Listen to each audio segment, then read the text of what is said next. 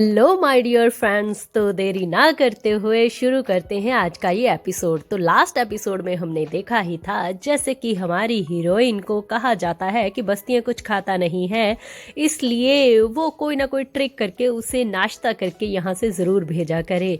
और ये देख कर तो बटलर भी हैरान हो जाता है कि हमारी हीरोइन इसमें कामयाब हो जाती है। और ये देखकर तो सच में हमारी हीरोइन भी सोचने लगती है कि बस्तिया ने उसका कहना कैसे मान लिया, मगर बस्तिया तो सिर्फ उसका साथ दे रहा होता है और वो आखिरकार कुछ न कुछ खाने लगता है, जिसे देखकर दोनों के दोनों बहुत ज़्यादा खुश होते हैं और बहुत ज़्यादा एक्साइटेड होते हैं। और हमारी हीरोइन तो यही सोच रही होती है कि सच में आज का दिन वाकई मेरे लिए अच्छा है, तभी तो शुरुआत अच्छी हुई है और इसने मेरा कहा मान लिया है। और फिर कुछ देर के बाद हम देखते हैं कि हमारी हीरोइन को उसकी बहन का फोन आता है और जो कि कहती है, बहन कैसी हो तुम।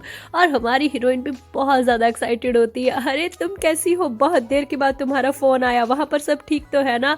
और टीरा एक्साइटेड होते हुए कहती है, फिक्र मत करो, मैं यहाँ पर बहुत मज़े से हूँ, मेरे बहुत अच्छे दोस्त बन चुके हैं, मैं अच्छे से खाना पीना खा रही हूँ और मैं यहाँ पर बहुत ज़्यादा फन कर रही हूँ और इंजॉय कर रही हूँ। और इतना ज़्यादा खाने लगी हूँ कि आप यकीन नहीं करोगे कि मैं इन चीज़ से आगे बढ़ भी चुकी हूँ, शायद थोड़ी थोड़ी मोटी हो रही हूँ मैं।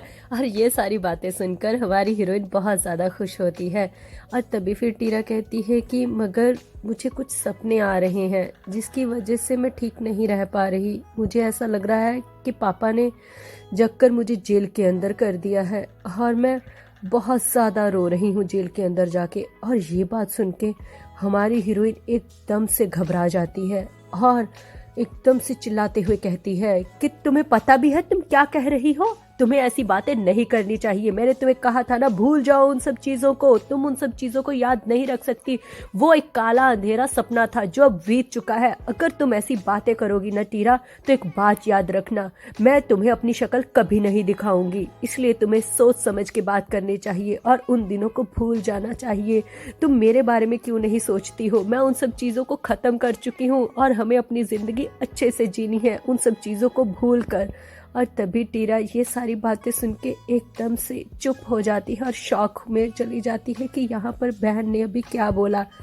और फिर वो कहती है कि बहन आप ऐसी बातें मत करें, देखिए मैं आपसे बहुत ज़्यादा प्यार करती हूँ, अगर आप मुझे ऐसी बातें करेंगी कि आप मुझे कभी शक्ल नहीं दिखाएंगी तो मेरा क्या होगा। मेरी तो कोई फैमिली ही नहीं है ना। माना कि आपके पास एक फैमिली है, मगर मेरे पास तो आप ही मेरी फैमिली है ना। और तभी हमारी हीरोइन कहती है, अगर तुम चाहती हो कि मैं ऐसा ना करूं तो तुम ये बात कभी नहीं करोगी, क्योंकि तुम्हें पता है ना इन सब चीज़ों से तकलीफ़ होती है और आजकल दीवारों के भी कान है, किसी ने सुन लिया तो हमारे लिए कितना बड़ा काम हो सकता है, इसलिए ये सारी चीज़ें नहीं होनी चाहिए। और फिर टीरा कहती है कि ठीक है, मैं आइंदा ऐसा नहीं करूँगी, मगर यहाँ पर पेरेंट्स मीटिंग है और मेरे लिए तो आप ही मेरी पेरेंट्स हैं ना, तो आप आएंगी ना पेरेंट्स मीटिंग पर। और तभी हमारी हीरोइन सोचने लगती है कि पेरेंट्स मीटिंग है, और फिर एकदम से वो चुप हो जाती है और अपने मन में सोचने लगती है कि सबको यही लगता है कि मेरी बहुत ज़्यादा अच्छी लाइफ चल रही है, हम लोगों की इतनी धूमधाम से जो शादी हुई है, हम मगर कोई ये नहीं जानता कि मुझे एक दिन निकालने के लिए भी यहाँ पर बस्तियों से परमिशन लेनी पड़ती है और वहाँ तो 2 दिन लग जाएंगे। और फिर तभी हमारी हीरोइन कहती है कि हाँ, मुझे मेरा शेड्यूल चेक करना होगा कि मैं वहाँ पर आ पाऊँगी कि नहीं। और तभी टीरा कहती है कि हाँ आप चेक करना। और तभी फिर वो कहती है कि ठीक है दी, बाद में बात करते हैं, लव यू। और हमारी हीरोइन कहती है हाँ हाँ लव यू टू, मैं पूरी कोशिश करूँगी। और इसके बाद बेचारी फ़ोन को रख लेती है और यही सोचने लगती है कि सच में वहाँ पे जाऊँगी तो 2 दिन लगेंगे, इन सब चीज़ों के लिए भी मुझे परमिशन लेनी पड़ती है। और फिर खुद को समझाते हुए कहती है कि छोड़ो ना, मुझे ये सारी चीज़ें याद नहीं करनी चाहिए, वैसे भी मेरी एक ही फैमिली है टीरा, और अब मुझे उससे मिलना ही होगा चाहे कुछ भी करके सही। और इतना अच्छा दिन है, इतनी अच्छी सुबह निकली है, मुझे एक बाहर को राउंड लगा के आना चाहिए, इस सुबह को मैं इतनी आसानी से ख़राब नहीं कर सकती। और तभी फिर हम देखते हैं कि दरवाजे पर कोई नॉक करता है और हमारी हीरोइन कहती है जी कौन। और तभी एक मेड आती है और आकर कहती है कि मैडम आपके लिए कोई इनविटेशन आया है। और तभी हमारी हीरोइन बाहर आकर कहती है, मगर आज तो कोई भी शेड्यूल में इनविटेशन ऐड नहीं था ना, आज तो मुझे किसी से नहीं मिलना, फिर अचानक से ऐसे कौन आ गया। और तभी मेड कहती है कि मैडम ये कोई इनविटेशन में था नहीं, मगर कोई स्पेशली आपसे मिलने के लिए आया है और उन्होंने ये कार्ड आपके लिए भेजा है, आप एक बार इसे देख लीजिए, फिर आप जैसा कहेंगे हम वैसा ही करेंगे। और तभी हमारी मैडम उस कार्ड को देखने लगती है और एकदम से चौंक जाती है कि ये यहाँ पर अचानक से कैसे।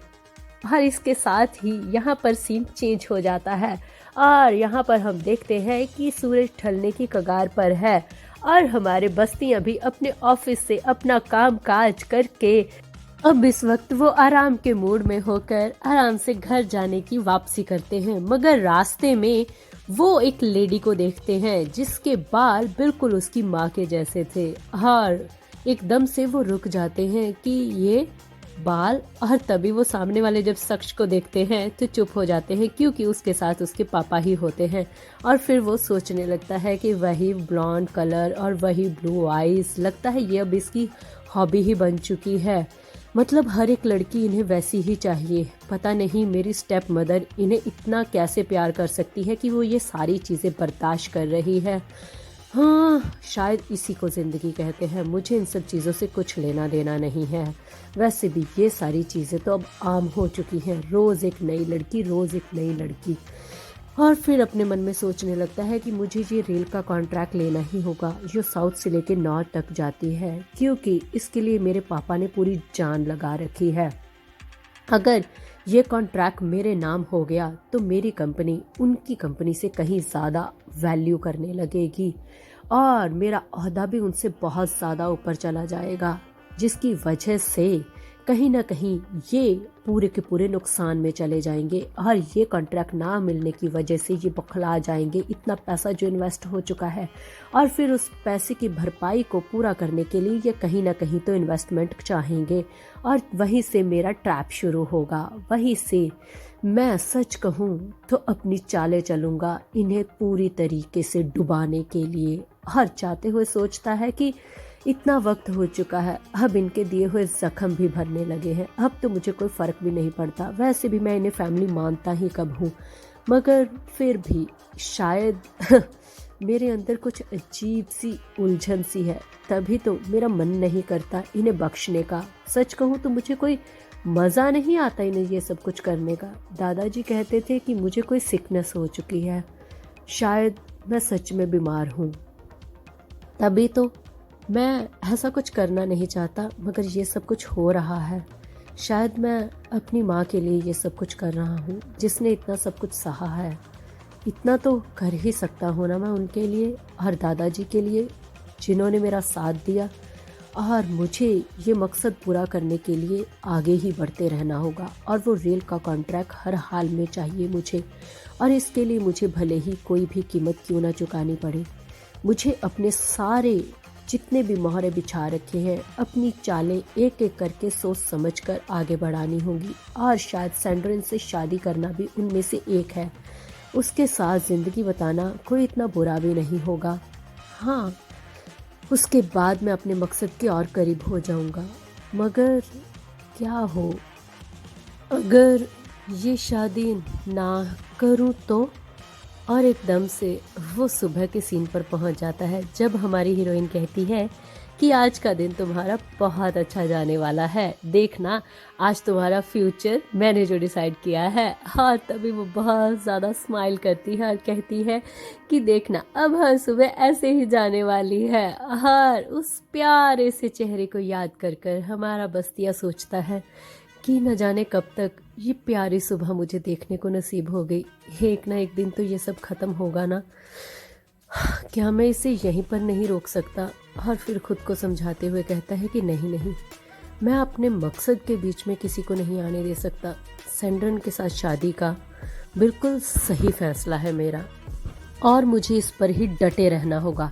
और इसके साथ ही हम इस खूबसूरत सी स्टोरी को यहीं पे समाप्त करते हैं। Thank you so much guys मुझे अंडरस्टैंड करने के लिए। मैं इतने दिन बीमार थी, मैं कोई वीडियो नहीं डाल पाई और सब ने इतने पेशेंस के साथ हर एक वीडियो का इंतज़ार किया। Thank you so much.